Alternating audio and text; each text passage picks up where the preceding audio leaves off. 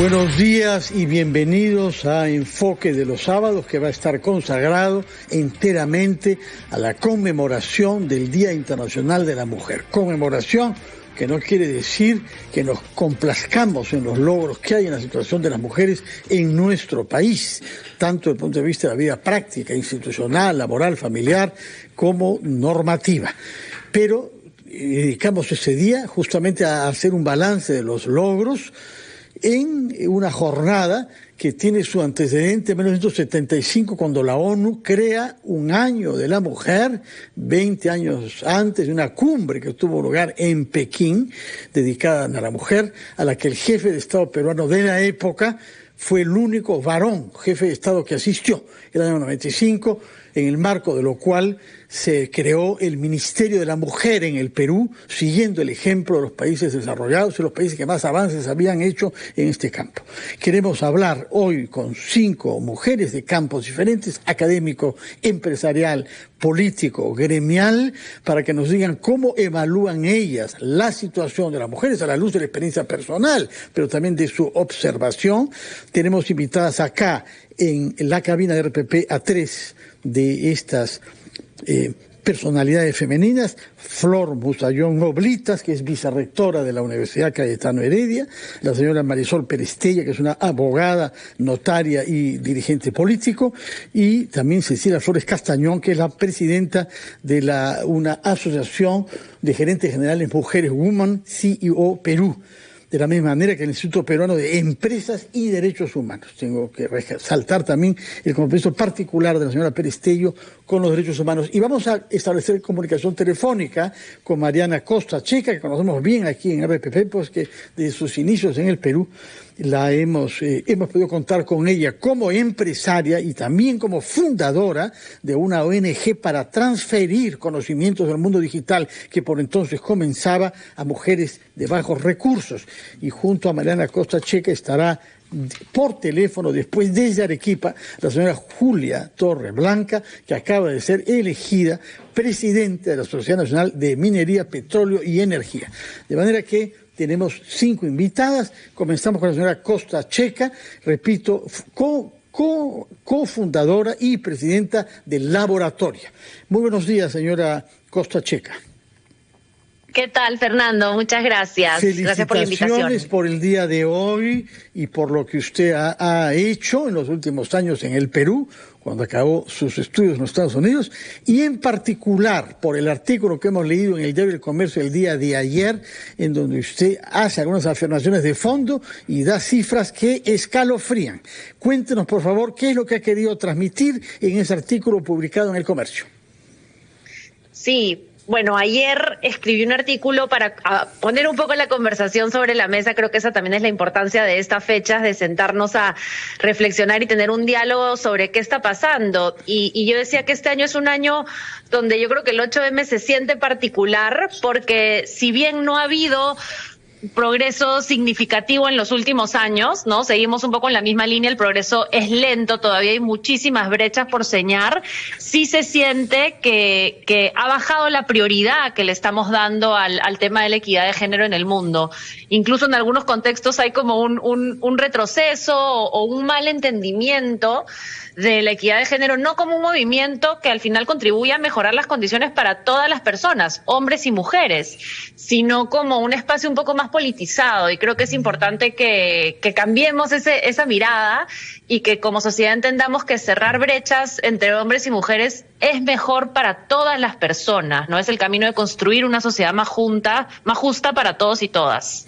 Ahora, por eso el título es el 8 de marzo, que es hoy, ¿no? No es un juego de suma cero. Eso quiere decir que no es porque un sector, las mujeres, aumenten derechos, que se reducen los de los hombres. Esa es la tesis de fondo.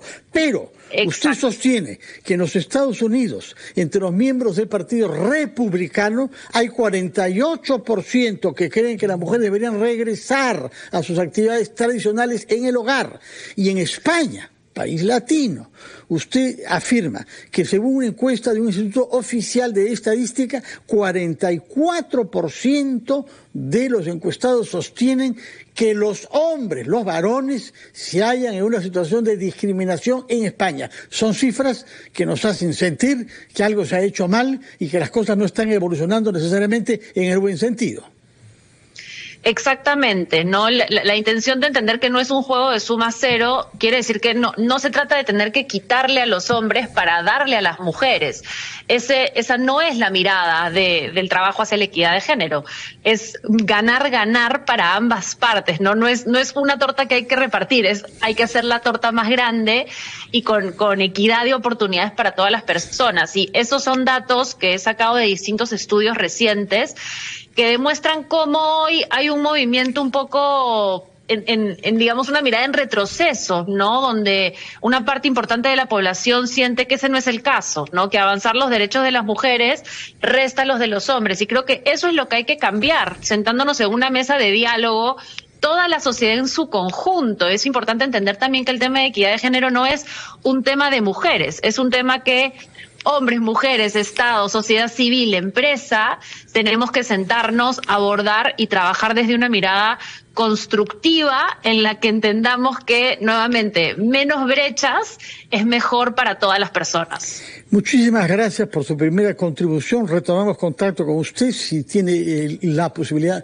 de quedarse. Si no, quiero hacerle una última pregunta.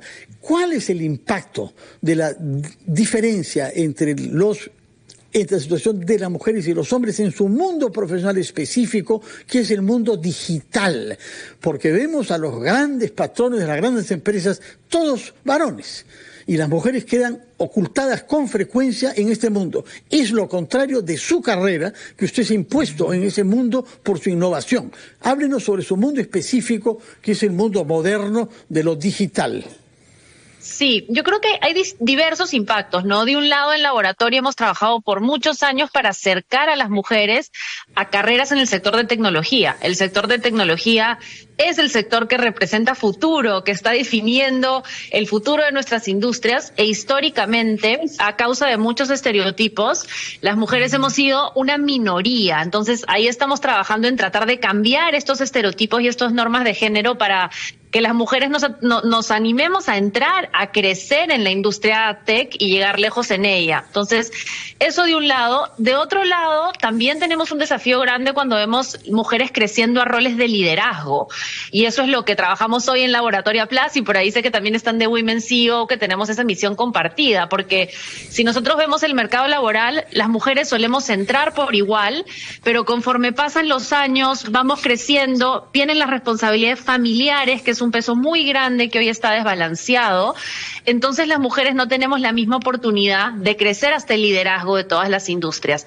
Y eso es muy importante, porque en parte de ahí también parte, pero es muy grande, es casi el 30%, pero luego es en el liderazgo de las industrias donde se decide sobre el futuro del mercado laboral, ¿no? Y necesitamos que la voz de las mujeres también esté presente y representada en esos niveles, no solo en el mundo empresarial, en el público también, ¿no? Es muy importante seguir avanzando para tener equipos de liderazgo diversos y que nuestra mirada pueda estar también plasmada en esa construcción de futuro.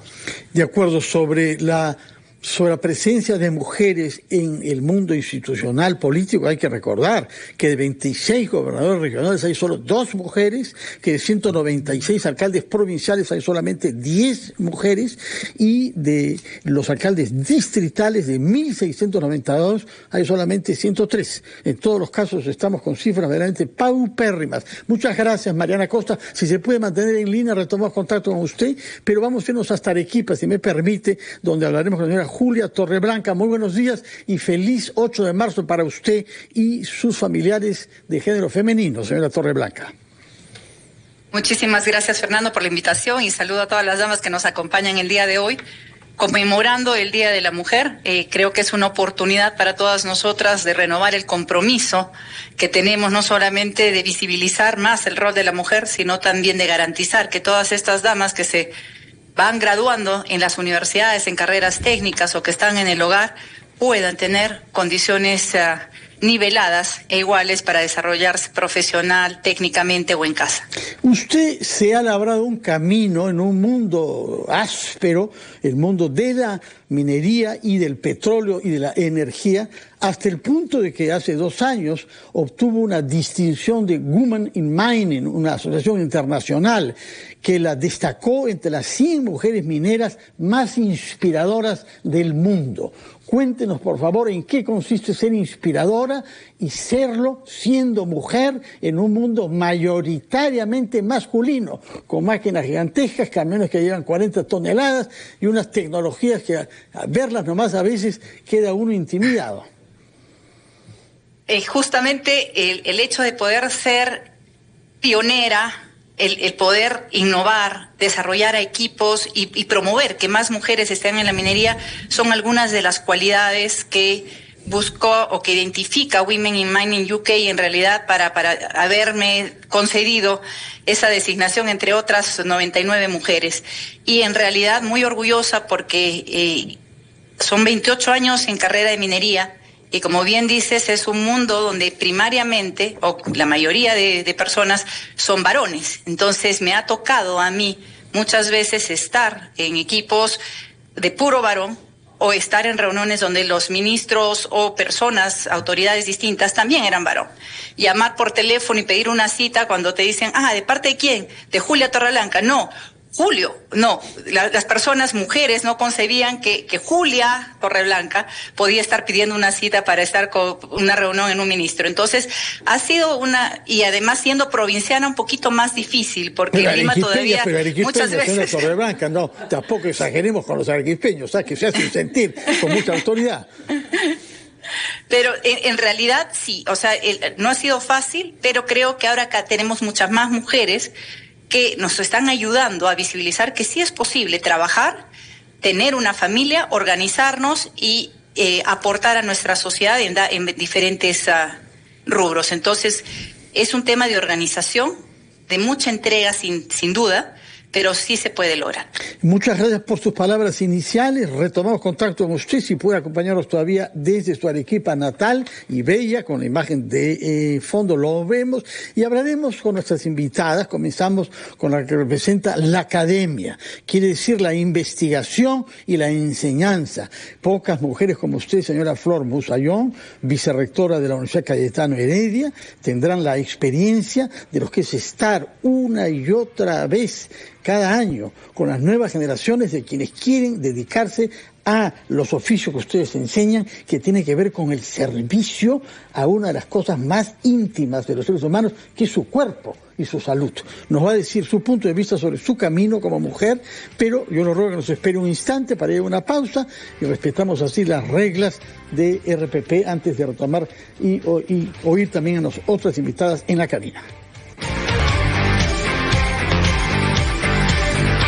Bueno, como habíamos dicho, ha llegado la hora de oír a una mujer académica.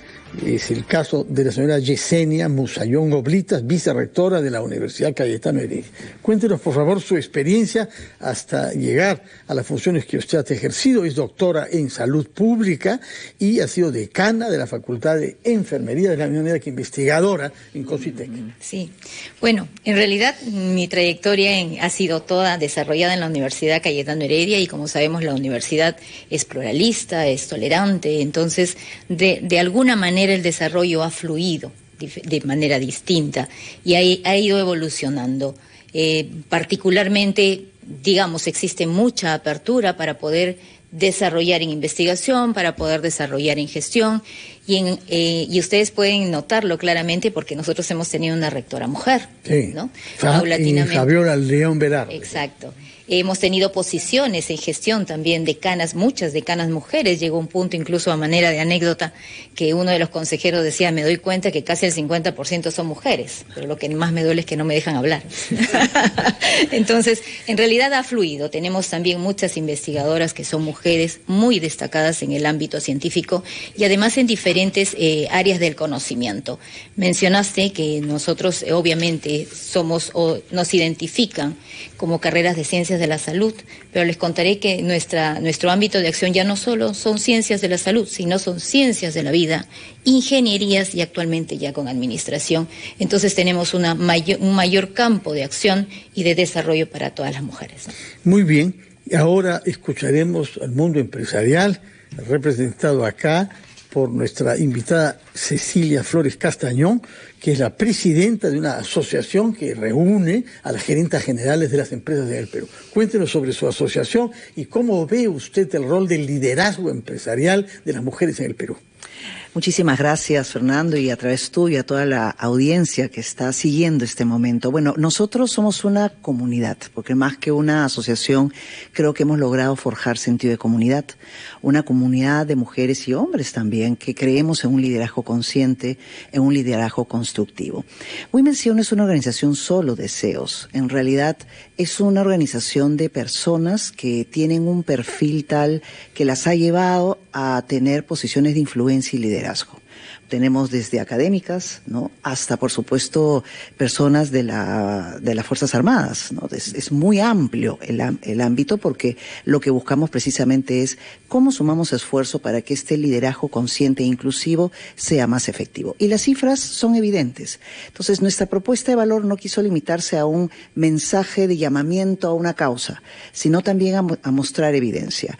Y un día como hoy, que es un día reflexivo, pues sí, tenemos que hablar de avances importantes.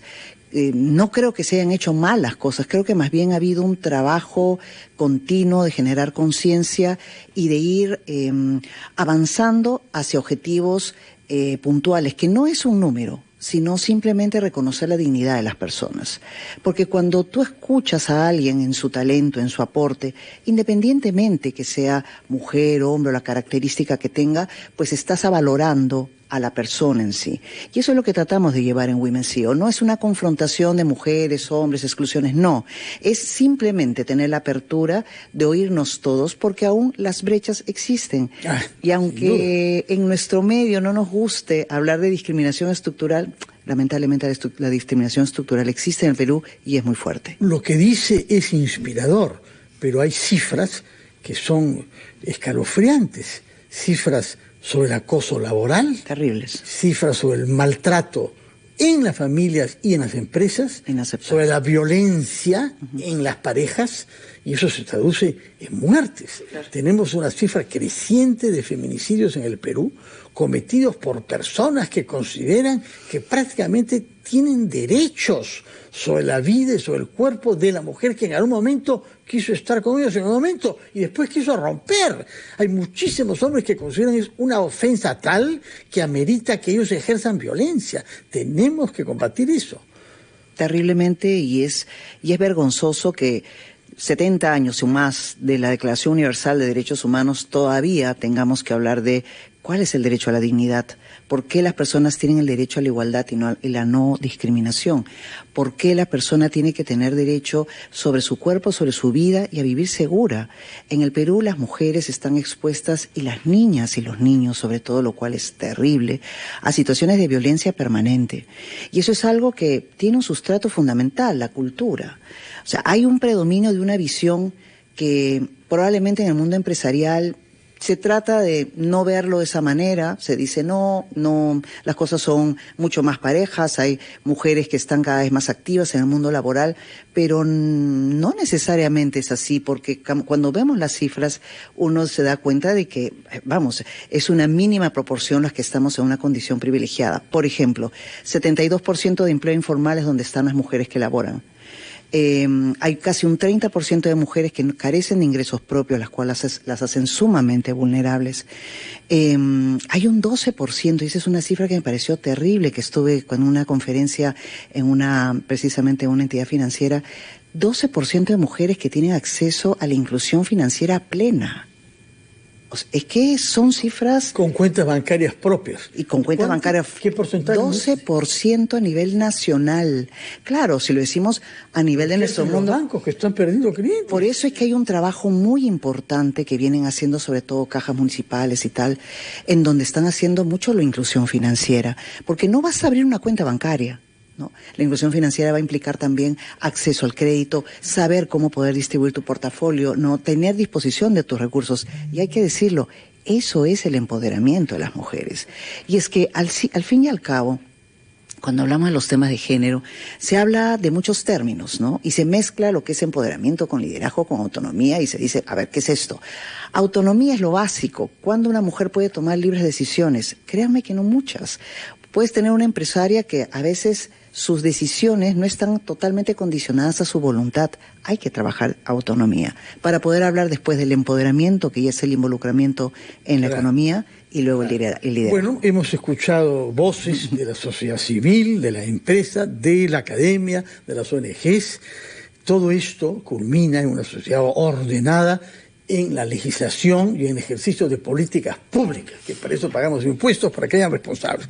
Eso significa que ha llegado la hora de que hable la señora Perestello, puesto que ha sido congresista y se le conoce promoviendo leyes, ha sido ministra de Justicia y Derechos Humanos, es agente pastoral de Acción Social Católica y algo que se sabe menos, capitán de la Reserva del Ejército Peruano.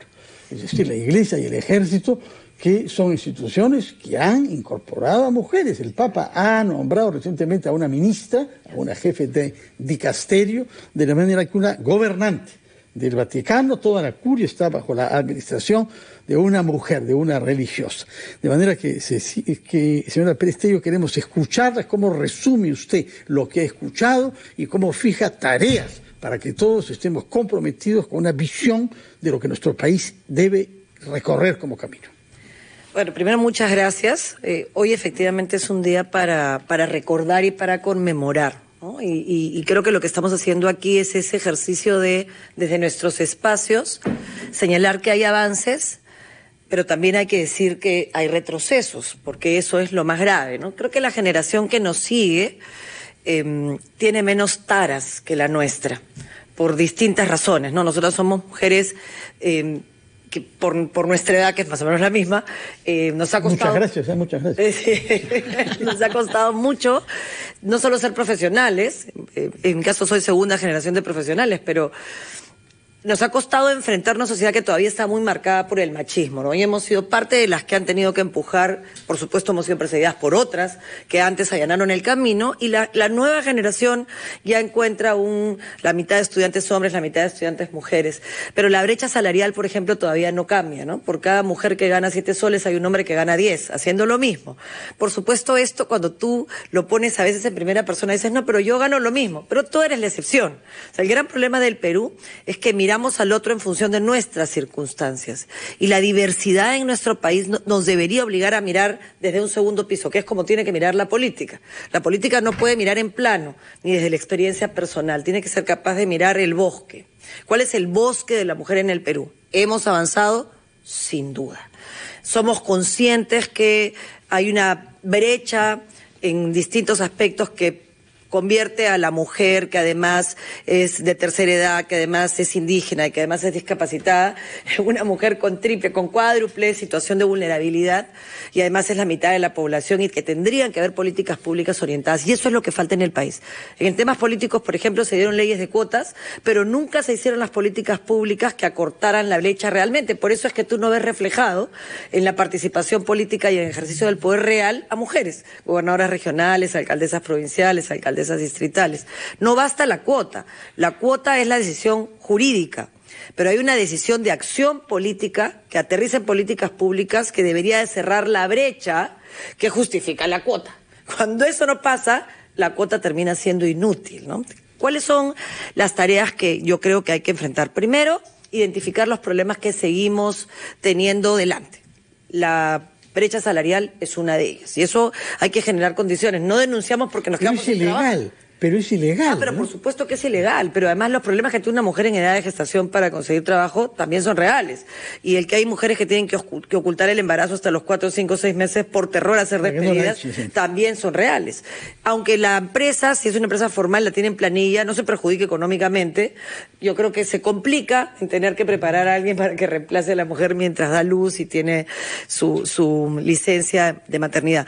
Pero junto con esa brecha salarial que requiere una presencia fuerte de SUNAFIL y una garantía de denuncia con resultado eficiente, es decir, con respuesta, tiene ese problema de la violencia. No solamente en enero de este año se han dado 12.000 denuncias por violencia, 12.000. En enero. En enero, 7% más que el año pasado.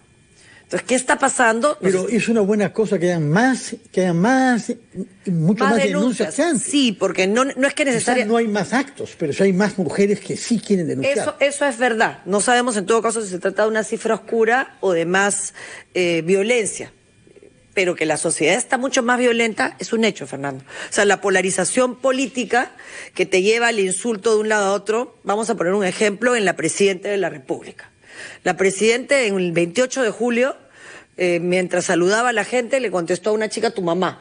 Y una cosa como esa no puede pasar, pues. Eso no puede pasar claro, como todos los días en el Perú hay una cosa peor que la otra, no te detienes a la consecuencia de un acto como ese viniendo de un presidente o una presidente, ¿no? O sea, uno no imaginaría nunca una situación como esa. Y ahora ver que la ministra de la Mujer señala que hay un acoso a la presidente, me parece que es totalmente desproporcionado, ¿no? Entonces siento que hoy día hay que recordar a mujeres valientes. Yo voy a estar en la tarde en Huaycán, por ejemplo, en un homenaje a Pascuala Rosado, con unas dirigentes de Huaycán. Hay mujeres que han hecho la diferencia en el Perú, muchísimas. Hubiera sido muy bueno que la presidenta también hubiera hecho la diferencia, no la ha hecho. Ha cometido los mismos errores que algunos presidentes y va a terminar asumiendo las mismas consecuencias, pero además ha llevado la vanidad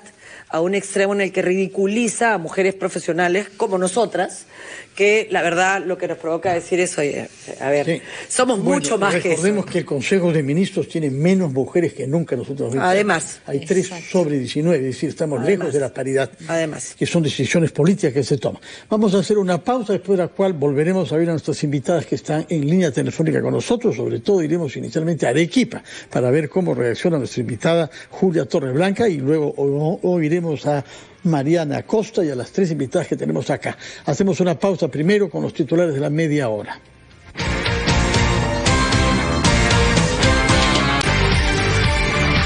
Son las 9:41 en Lima y en Arequipa y en el resto del Perú. Nos vamos a Arequipa, donde la señora Julia Torreblanca va a reaccionar sin duda a lo que he escuchado las invitadas que tenemos junto a ella en este programa excepcional con motivo de la conmemoración internacional del Día de la Mujer. La escuchamos con renovado interés, señora Torreblanca.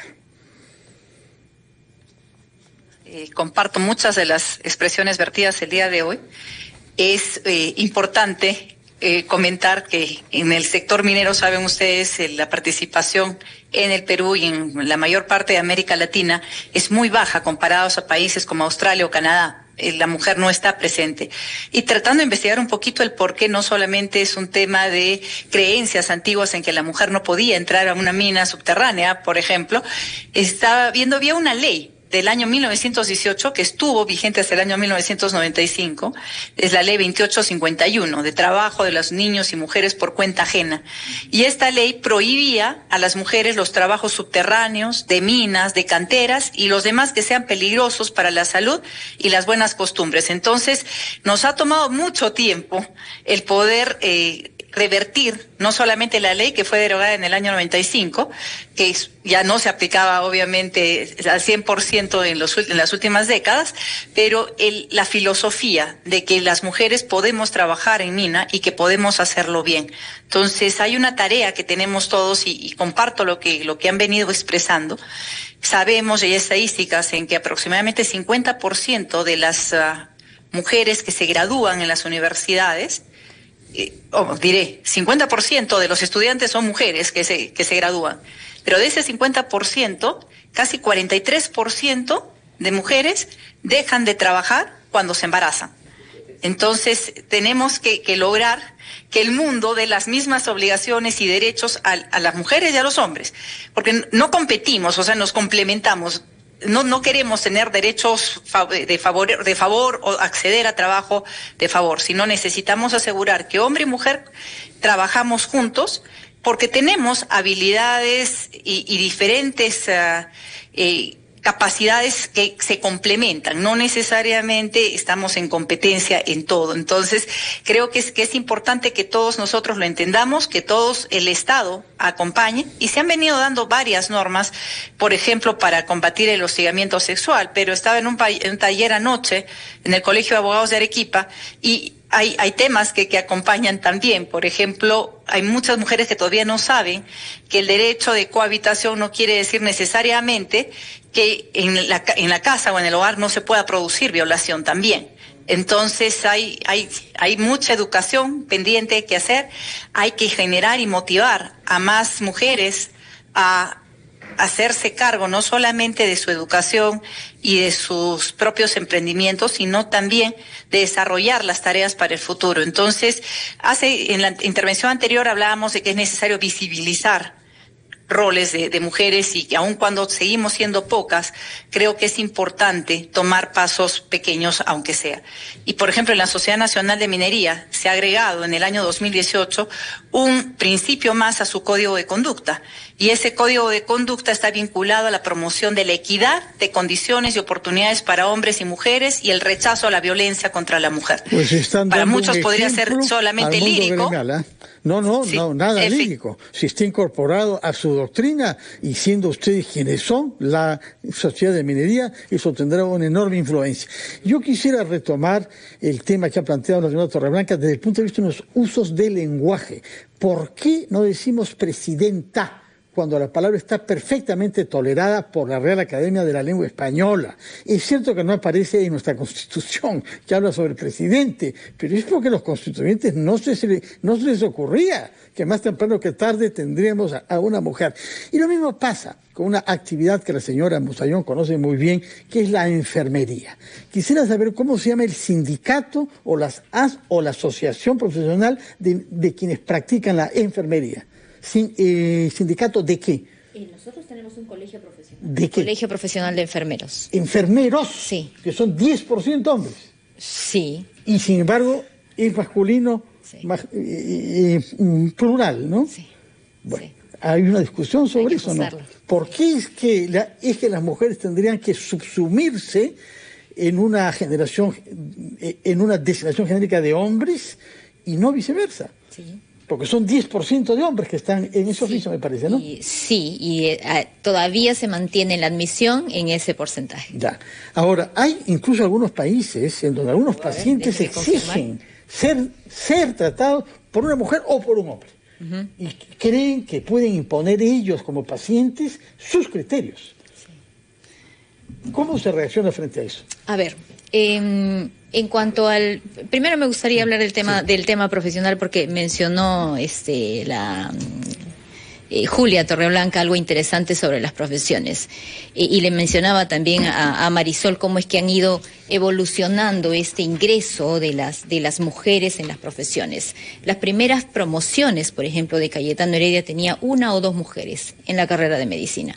Actualmente estamos en el 50% y algunas profesiones superan incluso el porcentaje de mujeres en la carrera de medicina. Y así sucesivamente nos ha pasado en varias carreras. Actualmente la admisión no es solamente la única profesión de enfermería la que está digamos, va incrementando el porcentaje de mujeres, sino también tenemos más o menos más del 80% en las carreras de enfermería, nutrición, psicología, etcétera. O sea, hay varias carreras. En el caso de las ingenierías estamos llegando al 40%, o sea, nos aproximamos al 50%, pero sí al analizar la estadística en la carrera de ingeniería de minas, que no la tenemos, pero obviamente existe en nuestro medio, el porcentaje de mujeres sí es muy poca. O sea, todavía tenemos algunas carreras en donde es un poco difícil ir incursionando a las mujeres. Tanto así hemos incrementado el número de mujeres que digamos, incursionan en el mundo profesional, que en algún momento las acreditadoras nos dijeron, bueno, ahora tienen que hacer esfuerzos más bien para hacer que los hombres postulen a estas carreras. Pero bueno, es verdad, no se trata de suma cero. Hay un perfil profesional y obviamente el punto es que todos tienen derecho a acceder a la educación. Y probablemente el trabajo histórico que siempre se ha hecho es que las mujeres cada vez tengan más acceso a una educación y a una educación de calidad. Actualmente, por ejemplo, de nuestras becarias, el 75% son mujeres. 75%. Y de ellas el 15%, y de ellas el 15% son de poblaciones vulnerables. Probablemente mucho de ello se explica obviamente por el aporte que actualmente está haciendo el Estado a Beca 18, que está llegando a diferentes regiones, y además también el cambio que va sucediendo en las familias, porque obviamente en las familias también le dan esa apertura para que la joven se prepare y postule a Beca 18. Y las universidades obviamente les abrimos la puerta a todos. Contrariamente, por ejemplo, a lo que se pensaba que en Cayetano Heredia, bueno, reciben estudiantes de cierto nivel, en realidad nuestra postura, y siempre ha sido así, es tener el talento de calidad. Y nosotros recibimos talento de todas las regiones y de los géneros específicos, o sea, de los géneros que estamos hablando, sea hombre o sea mujer, independientemente tienes talento, ingresas. Y esa dinámica es la propia de la sociedad, que cada vez se va abriendo más a la posibilidad de que la mujer estudie, y lo cual me parece muy bien, porque ellas son las que van a ir haciendo el cambio. Lo que sí todavía no ocurre es lo que mencionaba Marisol, que una vez que entran al mundo laboral, no pagan lo mismo, hay una gran diferencia. Y el tema del embarazo, que si bien es cierto, es algo natural, la aleja del mundo laboral, pero no solamente la aleja del mundo laboral, sino que cuando quiere reinsertarse, le es más difícil. Y ahora, muchas mujeres no solo tienen un hijo, tienen 2, tienen 3 veces atraviesan por ese proceso, por lo tanto también la ponen cierta desventaja en el mundo competitivo, que obviamente las actualizaciones en el mundo competitivo tienen que darse de manera permanente. Y vemos que hay países gravemente afectados porque no se renueva la tasa de fecundidad. Japón es el extremo, pero no es el único, donde el porcentaje de jóvenes que no quieren tener hijos aún viviendo juntos crece considerablemente.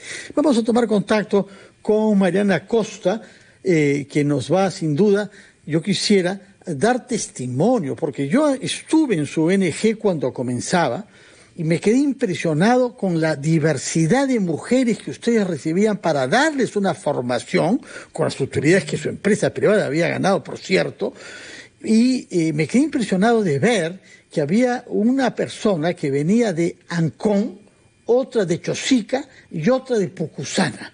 3 distritos extremos de Lima, cada uno de ellos a 40 kilómetros de su ONG, pero asistían y se formaban. Cuéntenos, por favor, cuál fue su reacción en ese momento cuando vio que su convocatoria tenía tanta acogida de la parte de mujeres de todos los distritos de nuestra capital, y en ese momento era Lima, no sé cómo andará ahora, que querían formarse en lo que ustedes estaban ofreciéndole como el mundo del futuro. Sí, gracias, Fernando. Yo creo que es un reflejo de que las mujeres tenemos ganas, ¿no? Tenemos ganas de llegar lejos, tenemos ganas de aprender, de estudiar, de trabajar, de tener grandes carreras en espacios que tal vez históricamente no estuvimos presentes, y hoy tenemos toda la fuerza y toda la energía para darlo todo y crecer como referentes en el campo de tecnología, que es lo que hacemos en laboratorio, pero también en distintas industrias. Y nosotros con los años hemos formado a miles de mujeres, ¿no? No solo en Lima, luego fuimos expandiendo, nos abrimos en Chile, en México, en Colombia, en Brasil, y de verdad que ha sido una experiencia enormemente gratificante ver a miles de mujeres dándolo todo para construir un futuro mejor, para abrir camino para otras mujeres, para convertirse luego en un referente, demostrando que estos son espacios también para nosotras, e inspirando a muchos más a seguir esa ruta, y a la vez también influyendo de manera positiva en sus propios entornos de trabajo y logrando traer más diversidad al creciente sector de tecnología que tanto la necesita. Yo recuerdo que hace unos años, en mérito a su trabajo, usted fue invitada a participar en una mesa de diálogo con el presidente de los Estados Unidos de la época, Barack Obama, y con Mark Zuckerberg, que era más joven aún que ahora, hoy se ha convertido en unos magnates absolutos del mundo digital, no es el único, pero las cosas han evolucionado mucho desde esa mesa de diálogo y no necesariamente para mejor en los Estados Unidos, donde el Estado, a partir de su jefe Donald Trump, están proscribiendo políticas que favorezcan minorías y además grupos como las mujeres, que no es una minoría, sino la mayoría de la sociedad, tanto en Estados Unidos como acá. ¿Cómo ve esta evolución sin querer que se gane usted enemigos en los Estados Unidos? Sí, no, yo creo que hay que entender que el progreso no siempre es lineal y a veces hay estos péndulos, ¿no? Donde vamos hacia un lado y la sociedad también resiste ciertos cambios y regresa hacia el otro y luego volvemos a regresar. Entonces, creo que es momento de ver todo lo que está pasando un poquito con esa perspectiva, pero sí es crucial que no nos olvidemos cuál es el norte, ¿no? Y políticos vendrán, políticos irán, tendencias vendrán, tendencias irán, pero creo que nuestro norte como sociedad debe ser al final construir un mundo más justo, donde no importa a dónde naces, si naces mujer, si naces hombre, si naces en Lima, si naces en provincia, que eso no determine tus posibilidades de futuro, tu posibilidad de alcanzar tu potencial, de poner tu talento en función de la sociedad. Ese creo que es el norte al que tenemos que aspirar y hay que seguir trabajando hacia eso con paciencia, contra viento y marea y de la manera más consensuada posible, porque al final es un movimiento que, como decía antes, es para el bien de todas las personas y de las futuras generaciones. Muchas gracias, Mariana Costa Checa, por sus palabras y por la experiencia que nos transmite. El tiempo corre, yo quisiera que brevemente Cecilia Flores Castañón nos diga una palabra sobre su percepción de las jóvenes que se preparan para tomar puestos de alta responsabilidad gerencial en las empresas y algún día quizá ser parte de la comunidad que nos ha dicho de gerentes generales que usted preside. Muchas gracias. Women CEO realmente está abierta a lo que es el sector privado y público. No creemos que el liderazgo tiene que ser solo el sector privado. Y es importante que esta perspectiva y parte de nuestras acciones está también vinculada a la formación. De hecho, hace 10 años nosotros comenzamos con Centrum PUC con un portafolio formativo y ahora tenemos más de 1.800 alumnas que han pasado por ello y en los distintos contextos, ¿no? Tanto directiva del sector privado como directiva del sector público. Y yo diría que sí, hay una misma problemática. En todos estos programas y espacios que tenemos, la reflexión siempre es la misma. Las mujeres necesitamos espacios para conversar, para hacer ver y sentir de que tenemos problemáticas comunes. Algunas lo superamos en el camino, es cierto, pero hay personas que no tienen las mismas condiciones favorables para poderlo hacer. Me sumo al dicho de Mariana en el sentido de que una persona de donde venga tiene que tener las mismas oportunidades y eso no se está dando. Hay contextos donde la vulnerabilidad sí es real y eso es algo que tenemos que cambiar desde un liderazgo. Muchas gracias por insistir en eso. Tenemos que culminar en un minuto. Apelo a la capacidad de síntesis de Marisol Perestello para que nos diga si en la institución más masculina de nuestra sociedad, que son los partidos políticos, aumenta la conciencia de que tenemos que darle su lugar pleno a las mujeres, que repito, son la mayoría de nuestro país. Yo creo que hay que dejar de pedir permiso y hay que tomar los espacios de poder y hacerlo para poder servir como un poder instrumental. Nada bueno es fácil. Y creo que la participación de la mujer en política, en la vida empresarial, en la vida académica, es necesaria y es necesario que seamos conscientes que llegó el momento de tomar el poder. Si nosotros seguimos esperando que nos den el espacio, no nos lo van a dar. En política, como en muchas otras cosas, los espacios se ocupan. O los ocupas tú o los ocupa otra persona. Entonces hay muchas mujeres que por las razones que ha mencionado la doctora, no terminan entrando a la política, la responsabilidad del cuidado de los hijos, la responsabilidad del cuidado de los padres, que todavía es muy femenino. Y una de las políticas públicas que hay que implementar, que funciona en Costa Rica, donde la participación de la mujer es mucho mayor, son es el cuidado como concepto dentro del Estado, que tiene que ver con niños y también con padres. El día que hagamos eso, la participación de la mujer en el desarrollo de la sociedad va a ser mucho mayor y además sin culpa, que es algo que es una decisión personal, necesitamos aprender a vivir con eso. Tomamos en cuenta de que hay que hacer las cosas sin culpa. Marisol Perestello, muchas gracias, doctora Yesenia, muchas gracias, presidenta de Woman CEO, gracias a Mariana Costa y gracias también a la señora Torreblanca, que este programa sirva como un homenaje a las mujeres de nuestro país que vemos batallando todos los días en las calles, en sus hogares, en los centros de trabajo. Ojalá que se les rinde el homenaje a cada hora y de todos los días, y que un día como hoy nos sirva para lavarnos la mala conciencia de las cifras espantosas que hay sobre discriminación, sobre desigualdad y sobre violencia contra las mujeres en nuestro país. Muchas gracias por su sintonía y vivan las mujeres peruanas. Hacemos un fin a este programa antes de recibir a Monseñor Salaverry para Diálogo de Fe. Buenos días y feliz fin de semana.